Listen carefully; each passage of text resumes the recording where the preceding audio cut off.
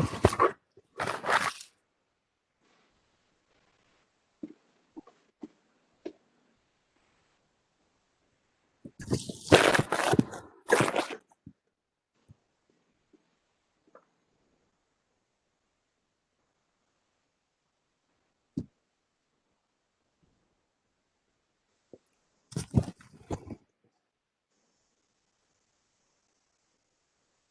afternoon, ladies and gentlemen. Welcome to the AMTOI Dialogues Series 1, Session 4. I hope I can be audible. I'm audible enough for all of you all. Just a few ground rules, please. I have muted everyone. Any questions which you may desire to have at the end of the session, kindly put it in the chat box and I will refer it to the panelist, Mr. Shashi Kiran Shetty. We are also recording this session live, so the YouTube link also available for you whenever you desire to watch it. So, good afternoon. Welcome back to AMTOI Dialogues Series 1, Session 4. We are truly honored to have amongst us today a living legend, and it's a personal privilege for me to interview him and to have a fireside chat with Shashi Kiran Shetty. The subject of an entrepreneur's ingenuity built the first global logistics company. We truly owe Shashi a debt of gratitude for putting India on the global logistics map. He is the chairman of Cargo Logistics, AQ Worldwide and Gati, and he leads India's biggest integrated logistics service provider and global LCL consolidation leader. Today, All Cargo operates over 160 countries in more than 300 offices, employing more than 10,000 members.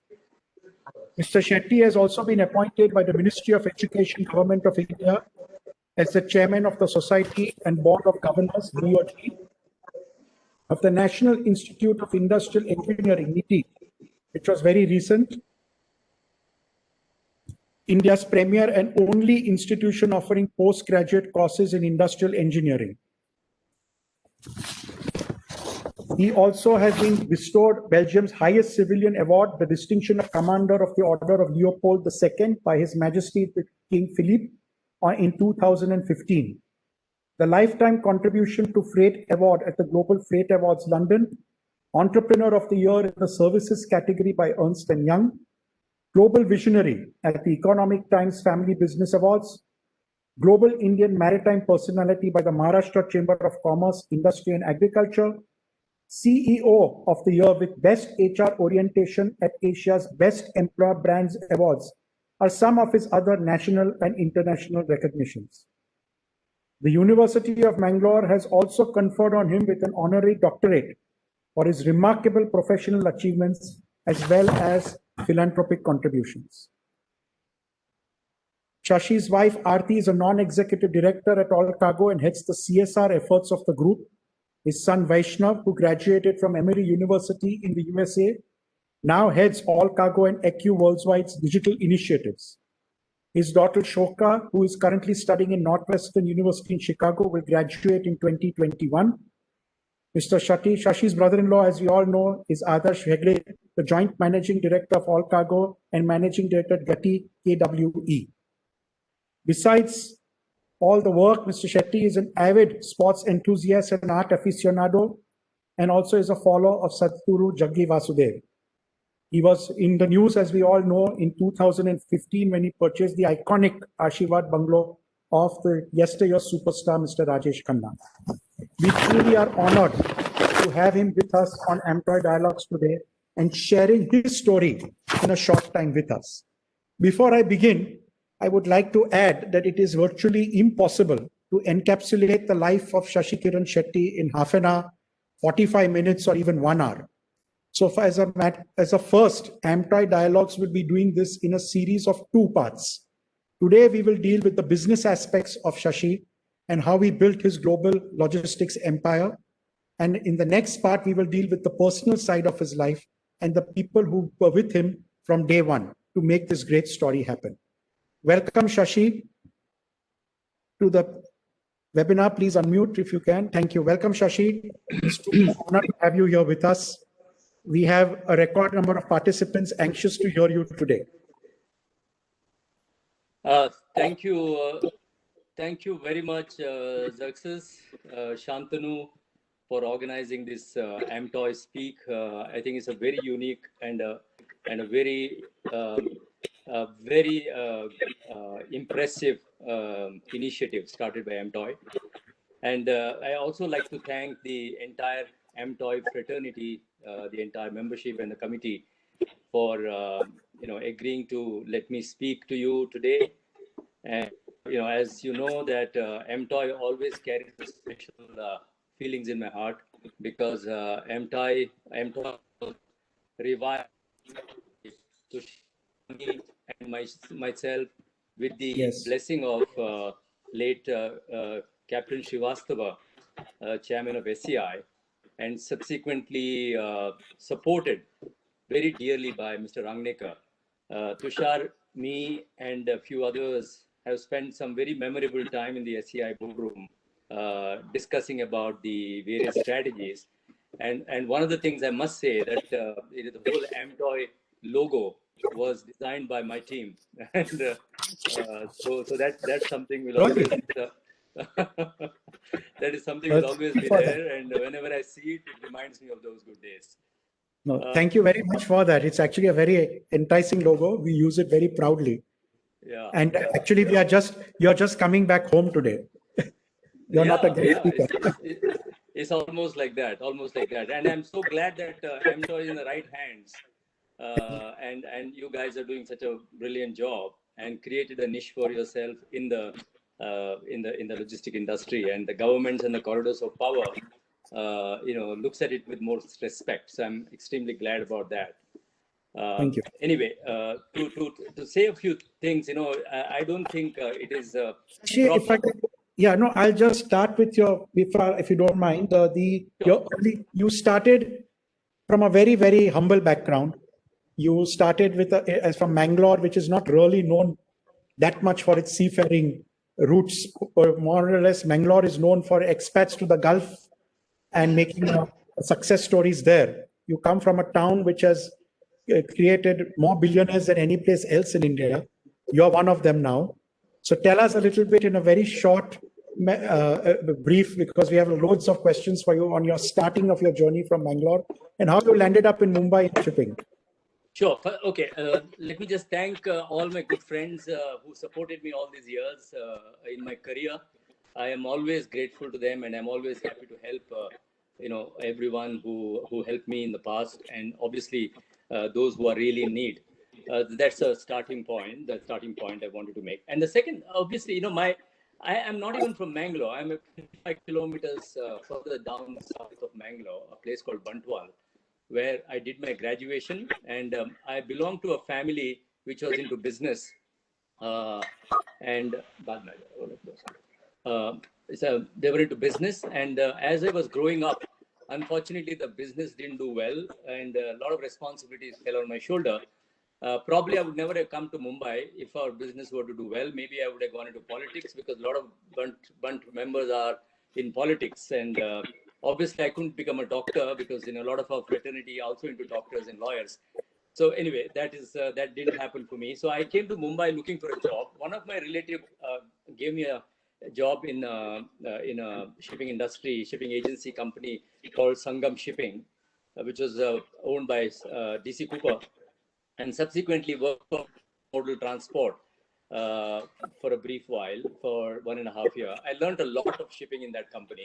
And then I moved on to Patwalk for 2 years. No, actually 1 year.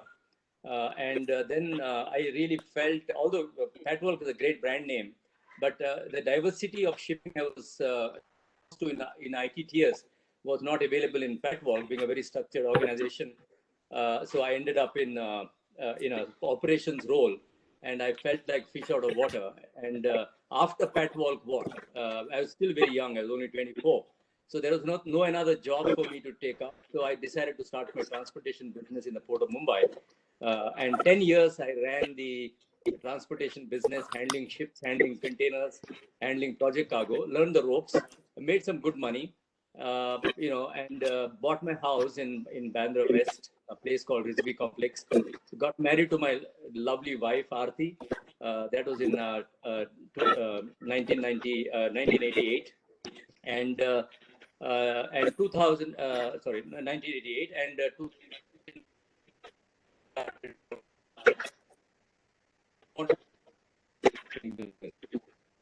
because that has been, just to end that story, a small thing. When I came to Mumbai, I never seen a ship, never some port, never met a foreigner, never went to a five-star hotel, right? So everything came through this job, and I just fell in love with that. And more importantly than that is the shipping as a business itself. It is such a fascinating business. I got involved in tram business. I got involved in tanker business. I got involved in liner shipping. I got involved in livestock carriers. And of course freight forwarding. So that taught me a lot. Those 4 years taught me a lot, and the 10 years really grinded me. It was a very hard time of my life to make sure that the ends meet and make sure that I started with 25,000 rupees capital, and that was a real struggle. And you started with one forklift or something like that, or two forklifts, right? I started with one forklift, and then we ended up with 4. Then, of course, within 2 years, and then that's when we started getting more business contracts from various shipping agencies. Were my main customers, particularly companies like Jem Bakshi, South India Corporation, M. Dinshaw, and those are the kind of companies where I did a lot of business with. Yeah. Amazing. So from a person who didn't know what a ship looked like to today being the largest shipping group in India, it's a fantastic journey, encapsulating, I think, around 35 years or 40 years of your... I came to Bombay in 78, so that's 22 plus 20, that's 42 years now, yeah. 40 years, wow. So quite fast, good run rate. Yeah. Time just flew off. So you were a traditional transporter. Most people have big success stories in that story spectrum itself. But you went into something unheard of at that time, which is LCL consolidation. Yeah. Okay, it was small packages. It was a very alien and a new concept. And how did that come about? Because that was your big break, if I recall, from where you really shot up, and that was your turning point in your life for the big league. How would you... Yeah, I don't want it to have a transportation as my aspiration to grow the business, because I loved shipping, like I said, right? I always wanted to get back into shipping.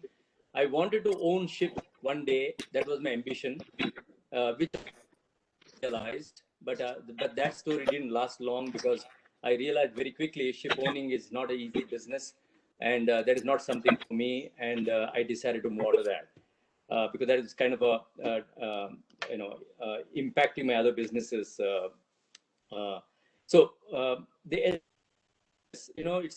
It's a very fascinating story. I had a friend called Dipankar Ghosh. We used to meet very often, and Dipankar Ghosh used to know a gentleman called David Phillips, who was the owner of Freight System. And Freight System wanted to come to India, and then they appointed a company called Zodiac Shipping as the agent, and there were 3 other partners. And that's how we got exposure to the LCL business. And that unfortunately company didn't last, because there were differences with partners. And then what happened was David Philip came and started his own company in India, and then got the opportunity to start AMI. AMI wanted to come to India. My dear friend Dinesh Lal, put me as one of the candidate for to be appointed as agent for AMI, and the whole foray into shipping started. AMI was not sure what they wanted. We thought that LCL, since we learned recently about the LCL business, we proposed, why not we do LCL consolidation out of India? And CMB at that time used to operate direct services to Europe and Africa. And thanks to them, they gave us FAK rates and gave us the opportunity to load LCL business, because they were not very keen on loading LCL cargo. And slowly, in those days, the shipping lines are anyway wanting to move out of the LCL business because that is too much of a headache for them. And the LCL shippers were not too happy. The freight forwarder friends of ours are not very happy because, that is shipping lines focus is always to ship, whereas LCL, you need to fill a container and you got to satisfy so many customers in one container. And this is a very specialized business that's happening outside India. And AMI had offices in Africa and in Europe. So fortunately, we've been able to convince them, and they readily then accepted to work with us. That is how the whole LCL foray happened. And then when we did LCL, we also did a lot of full container load business together with that. That was the first. And that's the rest is history, as they say. Yes. Yeah. So I'm coming now to the real big one. See, Shashi, you have taken many risks in your life. I've watched your story very closely. You bought over Equine, which was your partner and principal, with probably 5 times your revenue. It was unheard of at that time that anyone would buy their own principal. I mean, we were just always to be very blunt, a servant-master relationship traditionally between an agency and a principal. So how did that story happen? What possessed you to do this? Because it's a very bold step. You could have gone, if it would have gone wrong, I think the story would have been a disaster, wipe out almost. So how did you take that, and how did you take that step? Yeah, when AMI started their own office in India, they offered me to start a joint venture with them where they would be majority shareholders. And I said, after a lot of thoughts, I said it didn't make sense. It didn't appeal to me. And then I was looking for another network, and fortunately found EQ. Again, good word by Vincent Hachey and Dinesh Lal. That's how the recommendation happened to EQ. Although EQ were known to India, they were working, doing somebody else at that time. And I went there and visited the EQ management a few times. They were very reluctant in the beginning because they already had a bad experience or not very happy experience. And they don't want to change the agent, very easily unless they know us very well. And they did their due diligence. And then finally, after about 6 months or so, we had a 6 months period with AMI to depart. And EQ finally decided to work with us only from Bombay, although they had containers going to Chennai, Delhi, and Calcutta, and all these places. So they wanted to test, and we started the relationship. Relationship went very well because they were not getting any containers in return from India. They used to send containers here. So for us, it worked out beautifully because we were getting their containers, which AMI was not sending any, and we used to send our containers to EQ. So that relationship became very strong. And subsequently, after a couple of years, after a lot of follow-up, they decided to start working with us in Chennai and other places. So we became the exclusive agent in India. I knew one day EQ will come to India, and then I will end up with a very similar. You mean set up their own office? They set up their own office. So yeah. What I decided is that I proposed to them after resetting up the company in about 20 odd locations. We thought that why not partner with them outside India because they were growing, right? We used to ship a lot of containers to Dubai and also in Singapore and South Africa. So step by step, I formed a JV with them. In the process, I diverted their mind out of India so that they could focus on the other market because it's just not an agency relationship. They couldn't have found another agent also that easily in India. They could have taken our people and started some company that they were doing in the past with other agents. That could have been a possibility. So I kind of blocked that situation, and then did the joint venture. And the joint venture was in, like I said, Dubai, Singapore, and that worked out very well. And that brought us very close together. We also invested in a warehouse jointly in Dubai. Subsequently, EQ got diverted out of India, and they started looking at United States, Scandinavia, and few of the other European markets and all that. So while they were growing rapidly, they made some strategic error. Their checks and balances were not good. There was a lot of non-core businesses EQ was in, And unfortunately for them, their US business also did a lot of damage to their business. They lost a lot of money. And they brought in a private equity investor, and then they gave too many rights to the private equity investor. This is something the entire industry should know, that you got to be very careful when you work with private equity. They're very good. I work with private equity. They are good capital to have. All that is good, but you need to be careful, right? So EQ got into financial trouble, and they were looking for investors. They tried many places. They could not find anybody. And I went and told them, look, what is the amount of money that you need? So they asked for some $15 million or something like that to get the private equity out of the company. And fortunately, at that time, Indian market were very buoyant, and I was able to raise $12 million, and then I invested $15 million in EQ for 33% shares. That we need majority, at least 50-50, if not majority. I should have the rights, and I should also have a right to put my CFO there, because I knew that their CFO was not good enough, and that's why they got into trouble. And you also got to know what's going on in the company. So then 50%, I went into the company, realized the company has a far more value. I decided to go for 50%. After 1 year, we decided to go 100%, because then we went public, right? So we raised mostly private equity and public money to buy EQ. And it was a very structured deal. It was not buying one day. It was a very calculated, very thought through transaction. Yes. But did you ever feel that were you 100% sure that it will work out, or did you ever feel that? And was there a plan B? The good thing is EQ, all the people were known to me, and the business was known to me, and they were handling our businesses at the destination and origin. So I pretty much knew everybody there, right? So it was a great comfort in that sense. But definitely, I had a lot of sleepless nights. I had a tremendous amount of stress initially to digest the acquisition, bring about so many changes. We had to shut down a lot of contracts that they had, non-core businesses, closed offices which are not loss-making. We also had a crisis in India. One of my relatives passed away, and some of our people left around the same time. We were implementing a ERP in India, so that unfortunately failed. But overall, the company did well, and the acquisition. I put a lot of my time and effort in making sure that the acquisition worked out well, and that of course took us almost 10 years.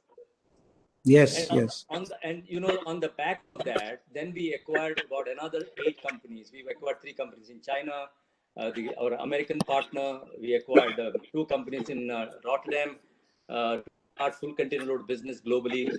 So there are a lot of acquisitions on the back of that, on the back of those acquisitions happened, right? So okay.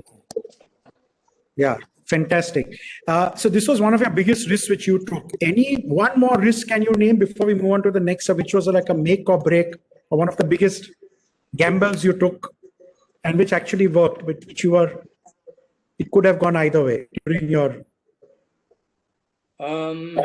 It was not such a big risk. We started the container freight station in JNPT, as you know, and we went outside the CIDCO limit, because CIDCO was selling the land at 4 crores an acre, that too on lease. And I thought there is no sense paying that kind of a money. We did some survey and found that there were land just outside the CIDCO limit.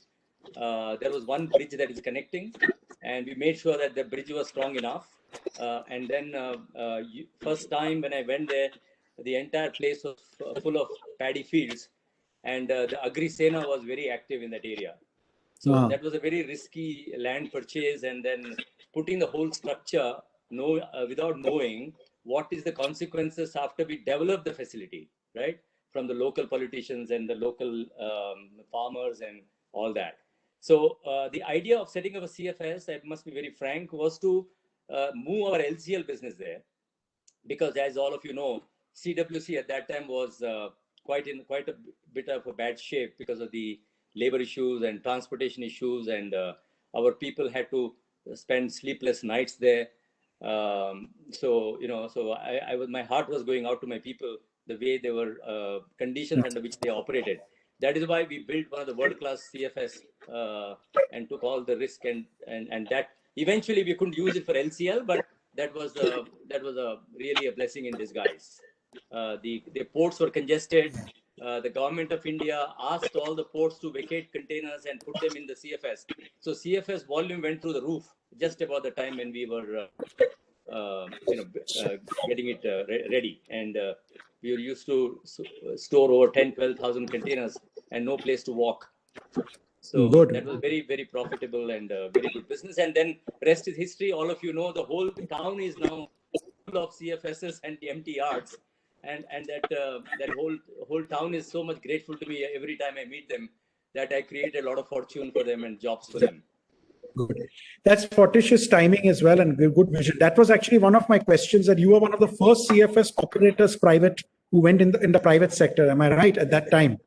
No, there was Maersk and GDL. They were already there. Yeah, but those were MNC sort of thing. You were the first. GDL was. No, they were in the CIDCO limit. I was the first one to go out of the CIDCO limit. Then also came Panvel. And you did buy, if I recall correctly, you did buy GDL out, right? No.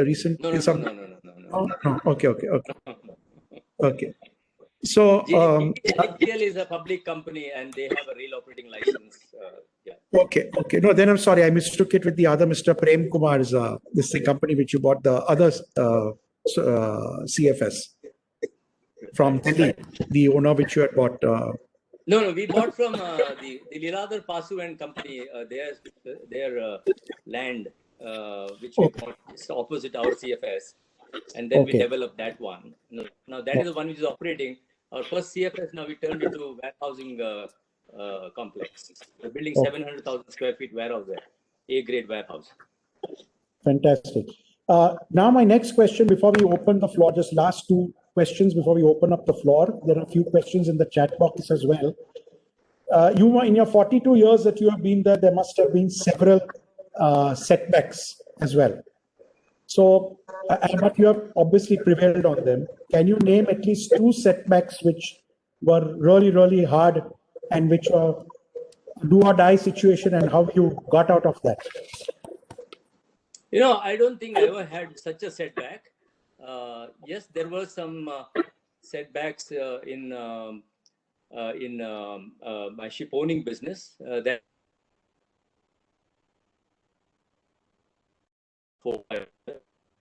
although we had a good contract with the Pulsim in Colombo for about 2 years, and once that contract came to an end, then there was nothing coming around, and coastal business was already going into the dumps. And also the container service that we started from Northern India to South India, South India to North India, the same lines as Xerrxes operates Play, that didn't work out. So overall, it was not a big setback, nor it was a big financial impact also.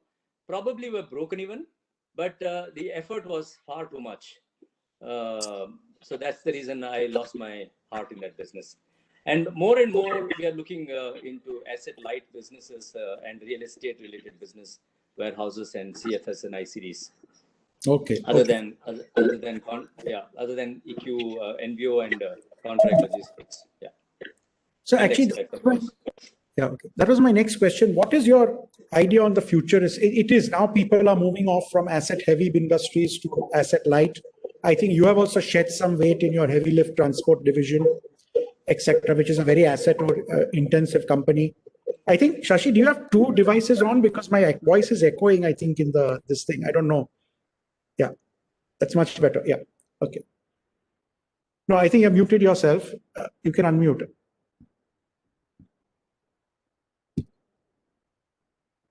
Because there were two devices. Okay.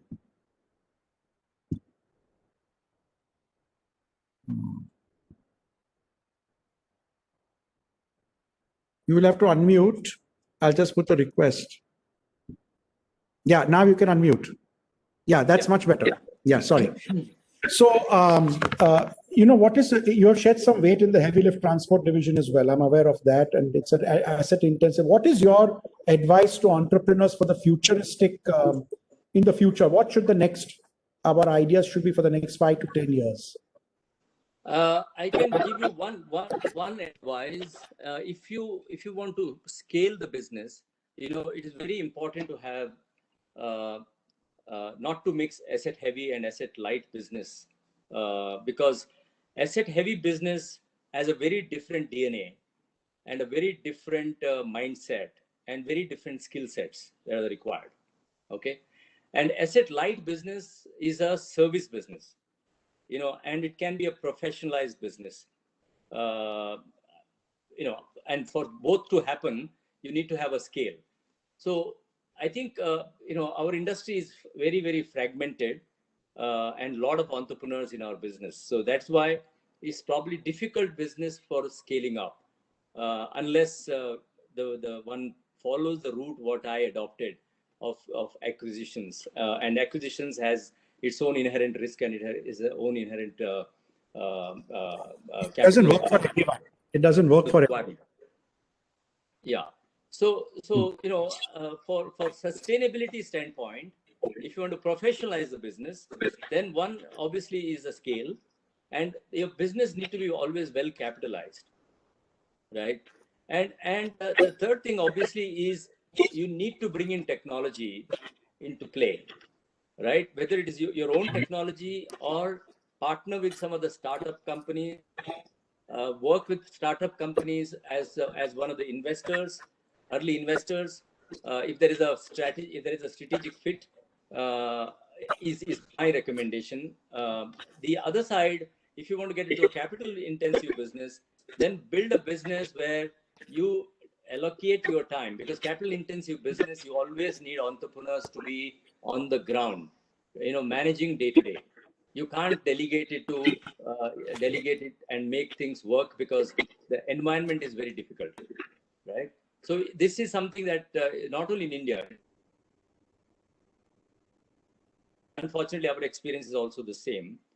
So that's the reason I have no deep interest into expanding a crane rental business, particularly project business and ship owning business. These are two setbacks that I had. If we were not to get into that business, probably we would have been far better capitalized today. You know, in spite of the company doing well, we are not doing great in the capital market, which is one regret I have, because we have the mixture of so many things in one company, which capital market find it very hard to analyze. And to add to the complexity, we have global business, and none of the Indian analysts are tracking the global business. So that's why the valuation of all cargo is pretty low comparatively. Yeah. Okay. So that's my advice. So you know, all the other businesses you can still manage through outsource model. Like say for example, in Gati, we now have 5,000 vehicles, which we don't own any. We own few, but I told them to get rid of that as well. Okay. Okay. Interesting. Thank you. Just before we throw open, last thing, can you tell us more about the distinct honor of you being appointed as the president of MITI? What you envisage? What is your vision for that? And how you are going to take this forward?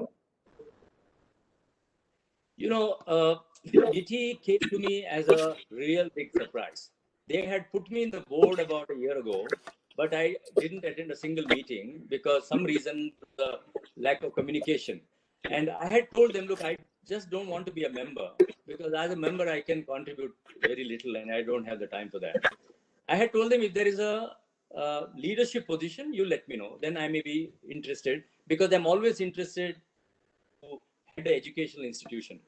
And about a month ago, I got a letter from them that you've been nominated to receive our award for the highest business award that they have on a yearly basis. And I was very happy that I've been chosen for that. After 1 week, that Ministry of Education has appointed me as the chairman, and I had no clue. So they didn't even ask me whether I'm interested. Anyway, so I was very thrilled, very delighted, and that's the kind of organization I wanted to head. the most important reason that why I'm excited about NITI is number one, it is in Mumbai, and Mumbai doesn't have a IIM. Okay, although this organization sounds like a industrial engineering, but industrial engineering and management. Say they do postgraduate diploma in engineering and also on the management side. They have quite a few, not quite a few, sorry, three courses, 2 years MBA, 1 year, not MBA, post graduation, and also 1 year executive education. And there's one more they have on environment and safety, right?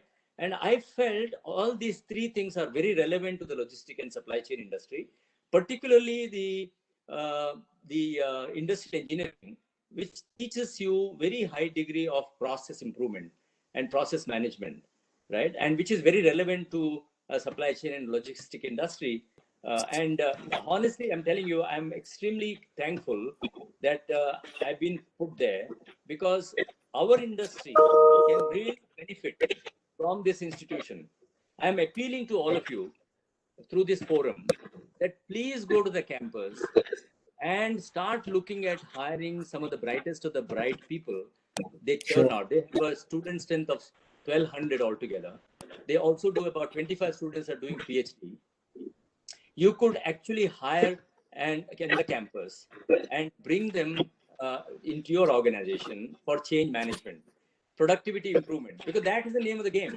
If you are not able to reduce our transaction cost, if you are not able to onboard customers digitally, if you're not able to give a live track and trace and all the information that a customer need in the future, it will be very difficult for our business to grow, or I would say even to survive.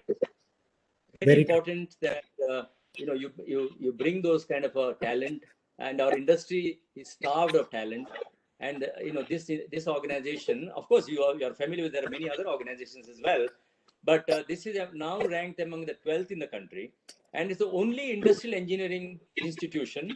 And we are hoping that we will be able to scale this institution even better in the next 4 years of my chairmanship, along with the many other improvements that I have in mind. We're in discussion with the institution. So that's the background, and I'm extremely fortunate to get a position like that in this premier institution. A proud moment for all of us, Shashi, and I'm sure it's going to be a path-breaking thing for us as well.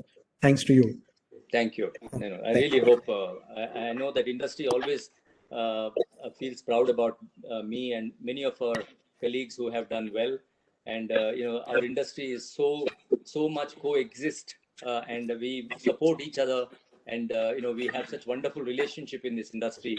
And I have so many good friends, and so many of you have supported me in my early days. And even today, I'm thankful and I'm grateful to all of you for supporting me and sending me your good wishes. Thank you. Thank you. No, pleasure. It's well deserved. We are very proud of you. You have put us on the global map, the first MNC, global Indian MNC, homegrown. So we are really, really proud of it. Shashi, a few questions from the chat box now. From Arun Kumar, the first one, Mr. Arun Kumar from Delhi. What would you say was the turning point for you, moving from a small firm to the big league, or was it a steady, sustained growth that made you reach the current status? I think we touched upon that briefly. Yeah, I think some of the very important milestones in my life, starting with my own business, then starting All Cargo, then starting the container freight station, then acquiring AQ, then going public, then bringing somebody like Blackstone as an investor in the company, stakes in China and US, then now buying Gati, becoming a chairman of, these are all combination of many things which been a game changer. Good. Yes, it's been it's been a cocktail of success, you can say. Yeah, thank you. So coming, the next question is from Ashish. Having entered into all types of services in the logistics arena, what is your next move within logistics or outside the logistics space? Very interesting question. We are anxious to know that. I don't know how many of you really know. I have a real estate and a financial services business where I'm a silent partner. We built one of the tallest residential building in Yes, Mangalore, perfect. which is a 36-story ultra-modern tower, which Mangaloreans are very proud to present. I believe it got sold out on the first day itself. No, no, not on the first day. No, no, we still have about 10 odd flats to sell. But, Okay. we done well. And I kept a nice house for myself too. Anyway, then as all of you probably know that we have completed construction about 3 million square feet of warehouse and another 3 million under construction. And we want to build another 8 to 10 million square feet over the next 3-4 years. The land acquisitions are underway. And we have Blackstone coming again as a majority shareholder. We sold all the warehouse assets, 90% to them, because I don't want to own these real estate assets because they don't generate a good return on equity. They're a good IRR business, but not a great ROCE business. So that's the second business. And third, I have a very, very dear friend. I have three very important people in my life. One, of course, is my brother-in-law, Xerrxes. In the business standpoint, he's been a great support to me. Yes. And of course, my team is extremely passionate about what they do. They are high performing, very innovative, energetic, and extremely smart people. So that's I'm truly blessed with that. And I put a lot of effort in building a team, developing the team, and making sure that there is enough talent and bandwidth within the organization. I was talking about three other people. One, of course, is my wife, my kids. God has blessed me with two wonderful children. I have two other very dear friends, Bansal and Kaivan Kalyaniwala. Kaivan Kalyaniwala is a solicitor who's been my solicitor since last 20 plus years. Bansal has been my financial consultant for last 20 plus years. And both of them are in the board of the company. They guided me. They've given me so much of support, both legally and financially, and also in terms of their friendship from time to time. Bansal wanted to start an NBFC, and we started that 4 years ago, 4 or 5 years ago. Now we run a book of about 700 crore. We have two partners. One is owners of Navneet Publications, Mr. Sunil Gala, myself, and there's another gentleman called Virendra Gala. Bansal, of course, is also a shareholder. So they run the business. Bansal and his son run the business, and it's a fairly successful business. No one knows about it. I think that's news to all of us. I think so. Banking now, sort of. Yes, it's almost 5 years. Yeah. Okay. So, and now I think they're opening up more. The government is opening more, so that business is going to boom because they're allowing the licenses to private owners as well now. That's what I heard. Yeah, banking, as you know, in our country, banking has a huge opportunity. As the country is growing, as the country is has so much of entrepreneurs. Our SME segment is huge. Our startup ecosystem is very large. So we serve those two categories, SMEs and startup ecosystem. Okay. Yes, at right time, it can become a bank. Yes, of course, in the future, let's see how it goes. There is a lot of opportunity for that business to grow. Yeah. On a lighter note, AMTOI members should get a discounted loans. I mean, at a good interest rate in the future, if we apply. I can give you a 11% interest. Nobody that. Okay, good. So they're already sorted. Our next question is from our president. Every time you have achieved significant success, you did not stop, you moved on. Have the new moves come by chance, or you had envisioned the same? This is very true. You have never become complacent or become comfortable. You are always on the move. Which is good. Right. I think what keeps me going is two things, right? When you run a large organization, if you don't grow and you want to professionalize it, you got to have high quality people, and high quality people won't just come for salary. They come for growth, right? And if an organization doesn't grow, the company will have problem to manage it. right? That is point number one. And the point number two is, as the organization is professionalized, opportunities keep coming to you. And when you see some attractive opportunities, and it doesn't take away too much of my time or put me into difficulty, because I'm not doing my expansion through debt, except building these warehouses where the construction debt we have taken. But otherwise, I don't build business on debt. I use company money, or I use raise equity for growth. And I always maintain a very low debt equity ratio in the organization, which allows me to sleep well. Right? Even in your early days, sorry to interrupt, but even in your early days, you did not take debt on much debt? Even early days. I did. It's not that I'm taking debt. I maintain a very healthy ratio. Okay. I have to have a very clear visibility on my cash. If I don't have that, I don't do debt. And the other very important thing I'm saying for the sake of the benefit of my experience to the others is that I always believed in proper checks and balances to make sure that our profit, no matter which part of the world, from which business it is earned, we have a special committee which looks and tallies every penny that we have earned and where is that money, and that money is counted, so that you don't end up. And we have other system where any profit that is shown, we want to see the money. Show me the money. That is the mantra in the company, right? Don't just show profit, show where the money is, right?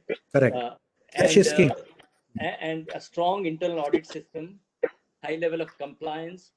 We don't like to, shortchange any law to the best of our abilities. These are some of the basic values that we follow in the organization. Great. And his next question is, it is crucial to change the leadership style with the change of size and change of your business model, which has constantly been evolving. So how did you conceive the change of leadership style and team building model? Because yes, you have been an extremely hands-on owner, and you cannot micromanage everything. So now, how did you change it, and what did you do? Bring about? You brought in professionals. I think you were the first person who brought in professionals from outside the industry to streamline processes. So can you dwell on that, please? Yeah. I think the basic character of a human being does not change, right? Unless you learn, unless you adopt, and unless you change yourself. So I think, I'm been very fortunate that I have those qualities to change myself and being a continuous learner. And I always try to remain on the ground, right? With that, what happens is you learn, you adopt, and also always surround myself with smart people, right? And they also keep you on your toes, in a true sense, right? So that also, in a way, forces you to move out of your comfort zone. Leadership is basic. Leadership is about inspiration, right? How you inspire your people with your work and your behavior, and your way of managing the company, right? So once you do that well, rest things fall in place. And other thing which steers the whole thing is the learning. And you should be up the curve, not below the curve, right? You should know what's going on. You should be able to visualize, think about the future. That is the other character that I always, had in me, that I always think about, how do I not let this business fail, right? What can I do to protect my investors' wealth? How do I and I also wear two caps. I wear a shareholder cap and I wear a management cap. And I look at, as a management, how a shareholder will feel, and wear a shareholder cap to see how a management, how should I be the management. So that's, end of the day, I always say this, it's mostly common sense, right? So if you adopt common sense in life, people will have less grief. True. Next question is from Kayur Gandhi. What is All Cargo doing to attract young people in our industry? Because as you know, They are more, it's not a very sexy business, right? I mean, people are more attracted to banking, to finance, to private advertising. Ours is not that, what you call glamorous. So how do you bring in the young? I think Niti, you just said, is a good step forward. I think that will change, be a game changer. But what do you suggest? And what is All Cargo doing to that, for that? Before I answer that, I want to ask Kayur, has he really tried attracting good people, young people in his company, or spoken to his friends? Just ask him, just let him think about that. But to answer the question, honestly speaking, there is a lot of interest for logistics and supply chain today than ever before, because people think the growth business.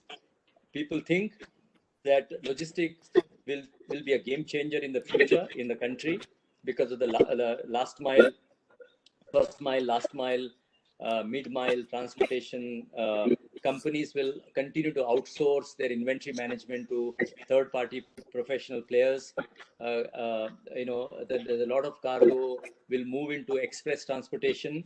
In America, there is nothing like express and LTL. In America and Europe, everything is express. Okay.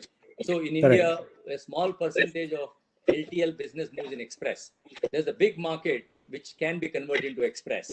So there is and plus the economy is growing. Okay, leaving the COVID time. Otherwise, the economy will continue to grow because consumerism is very high in India, and people are aspirational, right? And young people in this country, as long as they have a job, the economy will grow, right? So, so there is a big interest for young entrepreneurs, young professionals. But only difference is you'll have to bring them, but you have to commit yourself then to them that you're going to do everything possible to make this guy successful in your organization. You have to commit the time and make sure that he enjoys the work. Then he will not leave. So they say, right, people leave managers. People don't leave companies, because when they join a company, they know where they're getting into. But what they don't know is their manager. So if their manager doesn't manage his team, then people leave. The manager could be yourself too. Correct. Last question before we move on and close, because we are running out of time, is that as a business owner, which are the three most important and crucial areas in the business which one should always focus on, no matter how big the business grows? Yeah, I think it's a very simple and easy answer. Customer is your purpose of you being in the business, is in the core of what you do. Your employees, obviously, and the third is your other stakeholders. That is your investors, your suppliers, whoever the other people who are your consultants. So all these, the purpose of you being there is for them in a way, right? Because of them, you make money. Because of them, you have a good job, a good profession, or whatever you call it. So customer has to be at the core of everything that you do. And then a lot of things start falling into place. So the other very important practice that I do is on empathy, right? I always try and put myself in the shoes of the other person to see how it feels. If you let down a customer, how I would feel in his place. Employee, much of pressure on somebody, how he would feel, stuff like that. If you're empathetic, then most of the things starts falling into place. Very true. Shashi, I mean, it has to be a mutual understanding, and they have to be made we feel part of the family. I can understand that, and then to make them really give them ownership of the product. Yep. Last, as COVID-19 must have affected your group in a very big way, given the size. The bigger you were, the bigger in trouble you were. How did you, your group marshal its resources to, stay above the game? Yeah, we've been quite proactive. I have seen Adarsh working 12 to 14 hours a day or even more, marshalling all his people, I have seen our CEO in EQ doing something similar, Tim Tudor. I have seen many of our other business leaders who I'm not able to see, but 100% they've been doing their utmost to make sure that the customer's job gets done. We put our focus on becoming far more efficient in terms of our cost. We took various measures through what did the word they used? I'm not able to get the name, but it is about making sure that everything works. Okay, reducing cost, making sure the customers succeed, etc. And other most important thing what we have done is in this crisis is started two major projects of transformation of global business and of Gati using consultants. And both are huge projects and taken away a lot of our time. And we're able to see quite a bit of outcome because of those projects. And I'm very happy to say that, we've seen the crisis as an opportunity. And we've been able to shave off a lot of cost. We've been able to do a lot of work on business development. We added a lot of new customers. We are going to come out with a work from home policy whereby at least 20% of our workforce will work from home in the future. So that would help reduce the size of the office and stuff like that. It's a win-win for employees and the organization. So things like that. So we spent a lot of time thinking about all these things and worked very hard. Fantastic. Shashi, before we end, one last question from me actually. Sure. Did you ever think, I think many people will want to ask that question, did you ever think you will get this big? Did you ever think you will reach where you are today? Never. Never. Never. What did you envisage it would turn out like? In my wildest, not in my wildest imagination. I should be a liar if I say yes, but no, I never imagined. But I think I grabbed the opportunities that came along, as I said earlier, and I'm able to visualize the future. I have some amount of courage and conviction in me, something that if I believe strongly about it, I go after that. And I always take risk in, bringing in new people, put myself into a uncomfortable position with people challenging me, and some works out. Some people challenge you really good. Some challenge you for the sake of it, and some don't last because of that, right? So these things happen.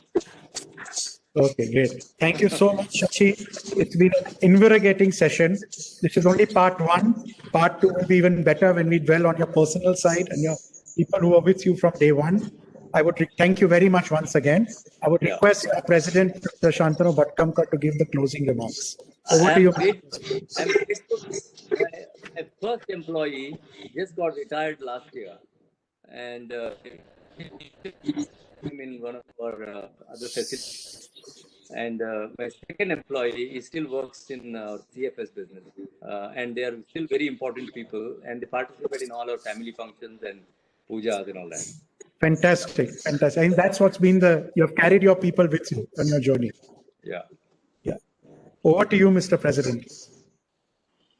Well, Xerrxes has already thanked Shashi, but I feel it is too formal to thank Shashi because he is our own, he has been our Vice President.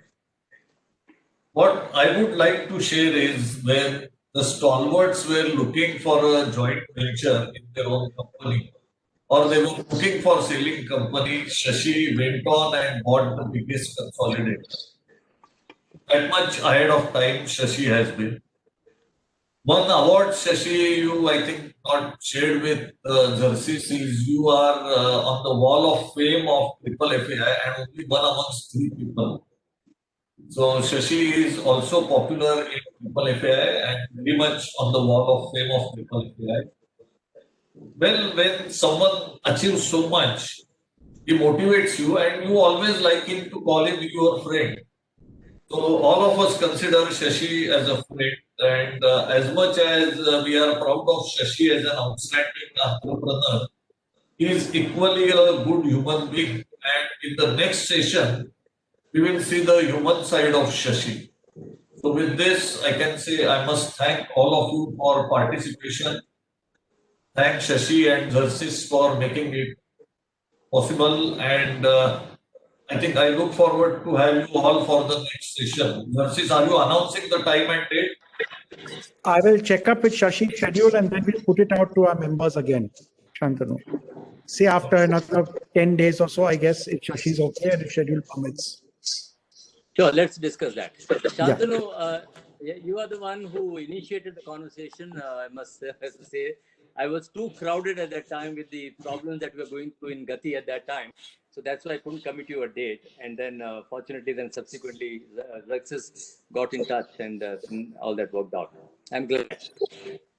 Yeah, we are also happy. I think everyone is happy. Yeah, it makes me very happy to speak to our industry, and even if one or two persons benefit a little bit out of whatever I said, I will be very, very, very pleased, and it becomes worthwhile. I don't want to be one of those who's responsible for a statement. The most wealthiest place in the world is the cemetery. I want to share as much wisdom as possible out there, so people can learn and use in their livelihood, in their career. So thank you. Thank you very much, Shashish. Thank you everyone for coming. We are honored to have you all with us today. Thank you and Thank see you you all, my next time. friends. I can see for Haresh, part two. Shashi, and Rubin, and many of you. Thank you. Thank you. Bye-bye. Bye.